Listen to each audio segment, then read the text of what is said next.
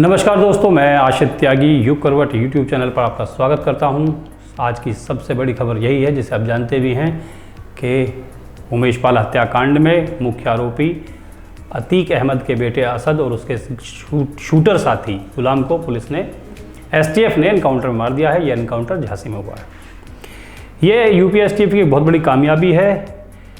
5 लाख का इनाम असद और गुलाम पर था। उन दोनों को यूपी एसटीएफ ने झांसी में मार गिराया है। उनके कब्जे से अत्याधुनिक हथियार बरामद हुए हैं। पता ये भी चला है कि असद और गुलाम ने इस दौरान पुलिस पार्टी पर 40 राउंड फायर की थी।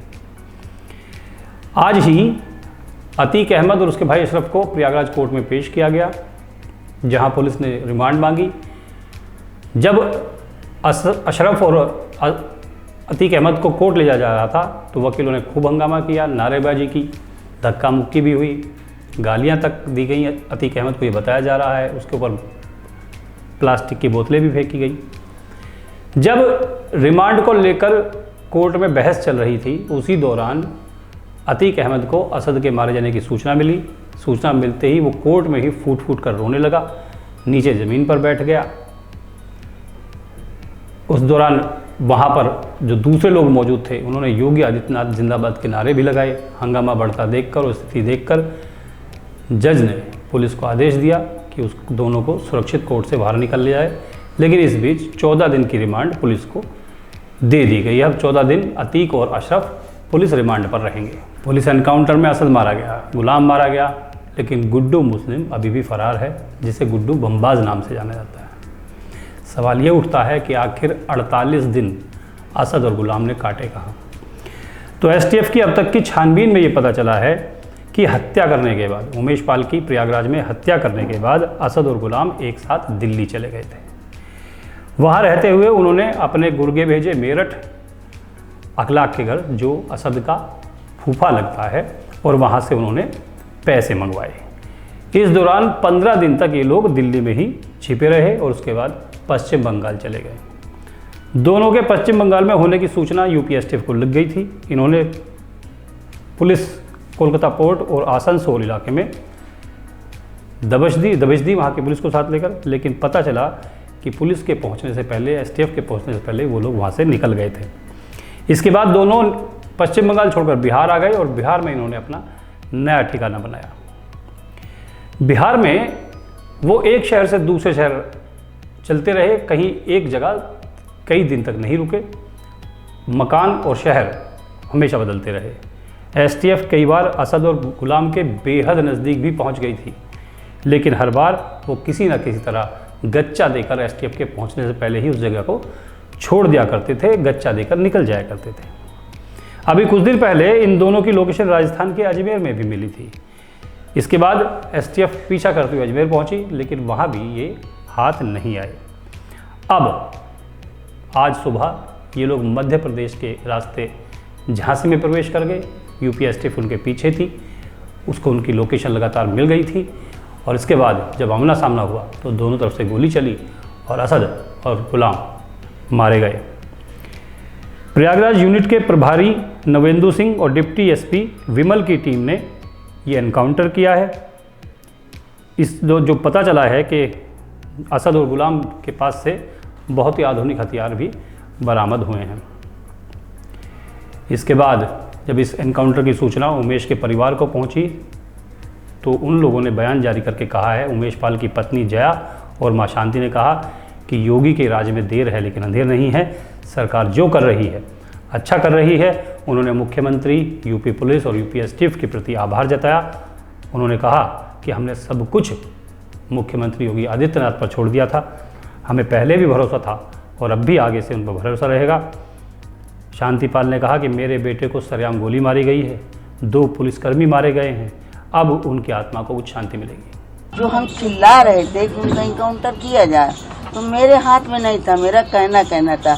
लेकिन मैं इस समय मुख्यमंत्री जी का बहुत बहुत धन्यवाद करती हूँ और पुलिस विभाग के ऊपर, जो कि उन लोगों ने, मुख्यमंत्री का आदेश था, जो यहाँ के मुख्यालय जितने पुलिस प्रशासन के हैं, उन्होंने अपना फर्ज अदा किया जो उनको करना चाहिए।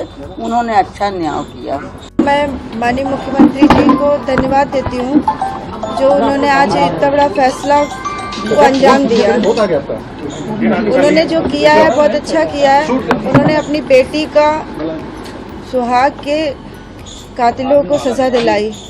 मैं उनका बार बार आभार व्यक्त करूंगी कि वो पिता समान सब है। उन्होंने जो किया बहुत अच्छा किया है। इस एनकाउंटर पर यूपी के मुख्यमंत्री योगी आदित्यनाथ की भी प्रतिक्रिया आई है। उन्होंने अधिकारियों की तारीफ की और उसके बाद वरिष्ठ अधिकारियों के साथ बैठक भी की। मुख्यमंत्री ने यूपी एसटीएफ के साथ यूपी डीजीपी, स्पेशल डीजी और पूरी पुलिस टीम की सराहना की है। इस पूरे मामले को लेकर अब तक जो कुछ हुआ है उसकी एक रिपोर्ट सीएम को भेज दी गई है। अतीक अहमद एक सामान्य बहुत गरीब परिवार से था। उसके पिता तांगा चलाया करते थे। फिर ऐसे गरीब परिवार से इतना बड़ा माफिया बनना, इतनी करोड़ों की संपत्ति इकट्ठी करना, इस पर एक चर्चा करते हैं। यूँ तो यूपी में ढेरों गैंगस्टर पैदा हुए हैं जिन्होंने कई वर्षों तक खौफ के नाम पर शासन किया है। दबंगई के दम पर इन्होंने बाहुबली का तमगा हासिल किया और सफ़ेद पोश भी बने रहे। अगर बात की जाए कुख्यात डॉन अतीक अहमद की, तो उसने बहुत कम उम्र में ही अपराध की दुनिया में कदम रख दिया था। 10 अगस्त 1962 को अब के प्रयागराज और तब के इलाहाबाद में चकिया नामक मोहल्ले में अतीक अहमद का जन्म हुआ था। उसके पिता फिरोज़ अहमद तांगा चलाया करते थे। अतीक घर के पास में ही एक स्कूल में पढ़ता था। 10वीं कक्षा में फेल हो गया था। तब वो इलाके के अपराधियों की संगत में आया। जल्दी अमीर बनने के लिए उसने लूट, अपहरण, रंगदारी जैसी घटनाएं शुरू कर दी। 1997 में उस पर हत्या का पहला मुकदमा दर्ज हुआ। उस समय इलाहाबाद के पुराने शहर में चांद बाबा नाम के एक व्यक्ति का खौफ हुआ करता था। वो उस एरिया का माफिया था, डॉन था। पुलिस और नेताओं से साठगांठ थी। लोग चांद बाबा से बहुत परेशान थे। इसी बात का अतीक अहमद ने फ़ायदा उठाया। उसने भी पुलिस और नेताओं से साठगांठ बढ़ा ली। कुछ ही वर्षों में वो उस इलाके में चांद बाबा से भी बड़ा बदमाश बन गया, बड़ा डॉन बन गया। जिस पुलिस ने अतीक को शहद रखी थी, अब वही उसकी आँख की किरकिरी बन चुका था। इन सब से बचने के लिए उसे सबसे आसान रास्ता राजनीति में जाना लगा और फिर 1989 में उसने निर्दलीय उम्मीदवार के तौर पर इलाहाबाद पश्चिम सीट से विधानसभा का चुनाव लड़ा और चुनाव जीतकर विधायक भी बना। निर्दलीय उम्मीदवार के तौर पर राजनीति की शुरुआत करने के बाद अतीक समाजवादी पार्टी में शामिल हुआ। फिर अपना दल में भी गया। अतीक 5 बार विधायक और 1 बार फूलपुर से सांसद रहा है। अतीक ने 1996 में शाइस्ता परवीन से विवाह किया था। इन दोनों के 5 बेटे हैं, मोहम्मद उमर, मोहम्मद अली, असद अहमद और 2 अभी नाबालिग हैं। 4 बेटों का आपराधिक रिकॉर्ड है। मोहम्मद उमर और मोहम्मद अली जेल में हैं। मोहम्मद एहजम और अबान के बारे में अभी तक पता नहीं है कि वो कहाँ हैं। अतीक का जो बेटा था असद, वो उमेशपाल हत्याकांड का मुख्य आरोपी था। 24 फरवरी को ये घटना हुई थी और आज असद को मार दिया गया। इस साल की शुरुआत में अतीक की पत्नी शाइस्ता परवीन बसपा में शामिल हो गई थी। चर्चा यहाँ तक की थी कि बसपा उन्हें प्रयागराज से मेयर का प्रत्याशी बनाएगी। उनके बेटे एहजम अहमद ने भी बसपा की सदस्यता ले ली थी, लेकिन उमेशपाल की हत्या में शाइस्ता परवीन का नाम आने के बाद मायावती ने अपनी प्रेस कॉन्फ्रेंस में ऐसा करने से मना कर दिया। उन्होंने यहाँ तक कहा कि ओवैसी के परिवार के किसी भी सदस्य को टिकट नहीं दिया जाएगा। 2004 के आम चुनाव में फूलपुर से सपा के टिकट पर अतीक अहमद लोकसभा सांसद बन गया। पश्चिम सीट पर उपचुनाव हुआ जिसमें सपा ने अशरफ को टिकट दिया जो अतीक का छोटा भाई है। बसपा ने राजूपाल को खड़ा किया। राजूपाल चुनाव जीत गया, विधायक बन गया। अशरफ और अतीक इस बात को सहन नहीं कर पाए और उन्होंने राजूपाल जो विधायक थे उनकी हत्या करा दी थी। ये अतीक अहमद का अब तक का इतिहास है। इस समय वो जेल में बंद है और अब उसे रिमांड पर भेज दिया गया है। ये था खबरों का पोस्टमार्टम। अब आज का बुलेटिन। मेयर और नगरपालिका चेयरमैन का टिकट मांगने वाली महिलाओं और नेताओं का भाजपा कार्यालय पर जमावड़ा लगा रहा। दरअसल प्रभारी मंत्री असीम अरुण ने सभी टिकट मांगने वालों का आज साक्षात्कार किया था। इस दौरान स्थानीय सांसद और केंद्रीय मंत्री वीके सिंह भी मौजूद रहे।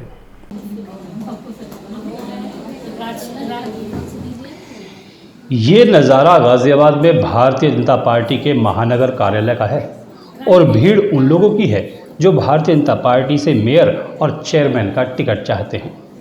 दरअसल गाजियाबाद के प्रभारी मंत्री असीम अरुण आज पार्टी कार्यालय पहुंचे थे। यहां उन्होंने मेयर और नगरपालिका चेयरमैन के लिए टिकट मांग रहे नेताओं को बुलाया था। एक एक कर सभी का साक्षात्कार लिया गया। गाजियाबाद में ज़्यादातर सीट महिलाओं के लिए रिजर्व हैं, इसीलिए महिलाओं की संख्या अधिक रही। ब्यूरो रिपोर्ट, युग करवट। जीआरपी पुलिस ने ट्रेन और रेलवे स्टेशनों पर खोए 74 मोबाइल फ़ोन बरामद किए हैं। इनकी कुल कीमत 14.5 लाख रुपए से अधिक की है। पुलिस ने सभी मोबाइल फ़ोन उनके मालिकों को लौटा दिए हैं। जीआरपी पुलिस ने 74 लोगों के चेहरे पर मुस्कान लाने का काम किया है।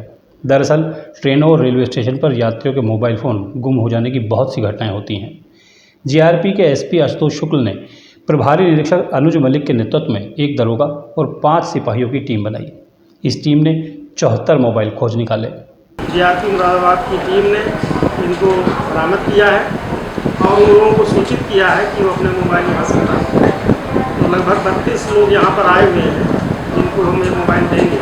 जो नहीं आ पाए हैं उनको पुनः बुलाया जाएगा और उनको सौंपा जाएगा। ये 74 मोबाइल जिस तरीके से मिले, इन्हें कैसे ढूंढा गया और कहाँ से? इसमें जिनके मोबाइल गुम हुए थे उन्होंने अपने मोबाइल नंबर यहाँ पर दिए थे, तो IMI को रन करा करके सर्विलांस के माध्यम से उनकी लोकेशन ज्ञात करके फिर उनको प्राप्त किया गया है। और मिल जाने के बाद ये 1-2 महीने की बरामदगी है रखते हैं। बरामद हुए मोबाइल फ़ोन की कुल कीमत 14,56,000 रुपये है। गुम हो चुके मोबाइल फ़ोन मिलने के बाद लोगों के चेहरे पर मुस्कान आ गई। खुश हुए लोगों ने जीआरपी को धन्यवाद भी दिया। ब्यूरो रिपोर्ट, युग करवट। उत्तर प्रदेश सरकार ने फरवरी महीने में इन्वेस्टर समिट का आयोजन किया था। अब उसमें तय किए गए निवेश के प्रस्ताव को धरातल पर उतारने की तैयारी शुरू हो गई है। इसी संबंध में गाजियाबाद विकास प्राधिकरण में उपाध्यक्ष RK सिंह ने एक बैठक ली। फरवरी महीने में यूपी सरकार ने इन्वेस्टर समिट का आयोजन किया था। ये आयोजन लखनऊ में किया गया था। इसमें कई लाख करोड़ के OMU साइन किए गए थे। गाजियाबाद से भी 1 लाख करोड़ रुपए के अधिक के निवेश का OMU साइन किया गया था। अब निवेश के इन प्रस्तावों को ज़मीन पर उतारने की कोशिश शुरू हो गई है। इसके लिए GDA में बैठक हुई। बैठक की अध्यक्षता उपाध्यक्ष RK सिंह ने की। इस बैठक में निवेशकों के निवेश के प्रस्ताव को लेकर चर्चा हुई। इसकी समीक्षा की गई कि कंपनी ने गाजियाबाद में निवेश के लिए कितने करोड़ का प्रस्ताव दिया था और कितने करोड़ रुपए का निवेश पहले चरण में किया जाएगा। निवेश करने वाली कंपनियों को क्या सुविधा चाहिए और उसने अपने स्तर से इसके लिए कितना कार्य कर लिया है। इस बैठक में ही तय करने की कोशिश है कि कब तक शहर में निवेशक समिट के हिसाब से अपना काम करना शुरू कर देंगे। ब्यूरो रिपोर्ट, युग करवट। पूरे उत्तर प्रदेश में कोविड के आंकड़े डराने लगे हैं। गाजियाबाद और गौतम बुद्ध नगर में दिन प्रतिदिन संक्रमित मरीजों की संख्या बढ़ती जा रही है। आज दोनों जिलों में 100 से अधिक मरीज मिले हैं। कोरोना की नई लहर के बाद से ही गाजियाबाद और गौतम बुद्ध नगर में कोविड प्रोटोकॉल की लापरवाही भारी पड़ रही है। मास्क और सामाजिक दूरी के नियमों को लोग दरकिनार कर रहे हैं। यही कारण है कि कोरोना संक्रमित मरीजों के आए उछाल ने गौतम बुद्ध नगर और गाजियाबाद की स्थिति को चिंताजनक बना दिया है। जिले में लंबे अरसे के बाद कोरोना के संक्रमण के सर्वाधिक 114 और गाजियाबाद में 108 मरीज आए। स्वास्थ्य विभाग द्वारा जारी की गई कोविड की रिपोर्ट के अनुसार बीते 24 घंटे में 1727 लोगों की जांच की गई। इनमें से 114 नए मरीज मिले हैं। सक्रिय संक्रमित मरीजों की संख्या 396 पहुंच गई है। 15 मरीजों को अस्पताल में भर्ती कराया गया है। इससे सक्रिय मरीजों के मामले में गौतम बुद्ध नगर प्रदेश में पहला और गाजियाबाद दूसरा जिला बन गया है। मुख्यमंत्री योगी आदित्यनाथ ने कोविड-19 के बढ़ते मामलों को देखकर इसकी समीक्षा की थी और निर्देश दिए थे कि कोविड-19 प्रोटोकॉल का पालन किया जाए, लोग मास्क लगाएं और सोशल डिस्टेंसिंग का पालन करें। कोविड-19 प्रोटोकॉल को पब्लिक एड्रेस सिस्टम से प्रचार किया जाए और इससे लोगों को जागरूक किया जाए। अस्पतालों में मास्क का प्रयोग अनिवार्य कर दिया जाए, लेकिन नोएडा और गाजियाबाद में ऐसे नियमों की धज्जियां उड़ रही हैं। लोग न मास्क लगा रहे हैं और न सोशल डिस्टेंसिंग का पालन कर रहे हैं। देखिए, पब्लिक के लिए यही है कि भीड़ भाड़ वाली जगह पे जाने से बचें। लेकिन यदि आपको जाना पड़ रहा है, भीड़ भाड़ वाली जगह में है, बंद जगह में है या अस्पताल में है, तो मास्क का प्रयोग जरूर। हमें कोविड प्रोटोकॉल को जरूर अपनाना चाहिए। मास्क पहनना चाहिए, 2 गज की दूरी रखना चाहिए, हाथ बार बार धोना चाहिए, सैनिटाइज करना चाहिए। वैक्सीनेशन हो सके तो कराना चाहिए। अभी गवर्नमेंट में वैक्सीनेशन बंद है, लेकिन अब जैसे भी हो, जब खुलेगा तो लगवा लें, अभी प्राइवेट में लगवा लें, जैसे भी कर दें। गाजियाबाद में बहुजन समाज पार्टी में कुछ ठीक नहीं चल रहा है। हाल ही में बसपा के कार्यालय पर किसी ने होर्डिंग लगाकर टिकट के बदले पैसे मांगने के आरोप लगाए थे। आज बसपा कार्यालय पर बात धमकी देने तक पहुंच गई। क्या मामला है? मामला यह है कि मैं प्रदेश अध्यक्ष से मिलने गया तो इन लोगों ने मुझे पार्टी से पहले तो पद से निस्तारित कर दिया। और जब मैं प्रदेश अध्यक्ष की सेक्टर मीटिंग में गया तो वहाँ फर्जी लोग खड़े हुए थे। मैंने कह दी प्रदेश अध्यक्ष साहब ये फर्जी हो रही है मीटिंग की समीक्षा। तो मेरे को विधानसभा अध्यक्ष ने बकवास करने की कोशिश करी। मैंने जब वहाँ कहा सुनी करी तो वीरेंद्र जाटव ने और प्रदीप MLC ने मुझे ठोकने की धमकी दी, कैसे बाहर ले जाकर ठोक दो। कांग्रेस के पिछड़ा वर्ग के जिलाध्यक्ष विजयपाल चौधरी ने अपनी कमेटी की घोषणा की है।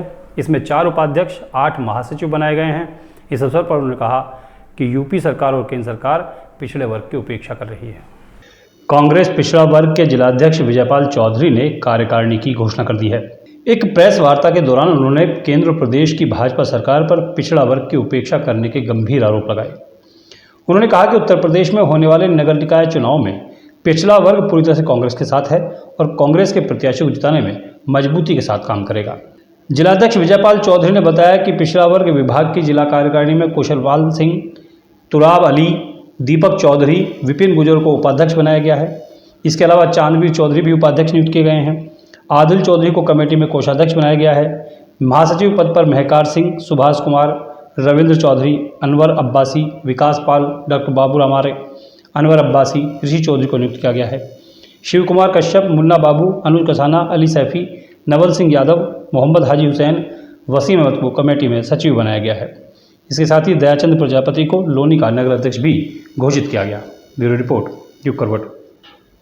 नोएडा में एक आदमी ने MBBS में दाखिला दिलाने के नाम पर करोड़ों रुपए की ठगी कर ली थी। पुलिस ने उसे गिरफ्तार कर लिया है, जिसका नाम तस्वीर अहमद खान है। इसके ऊपर 25,000 का इनाम घोषित था।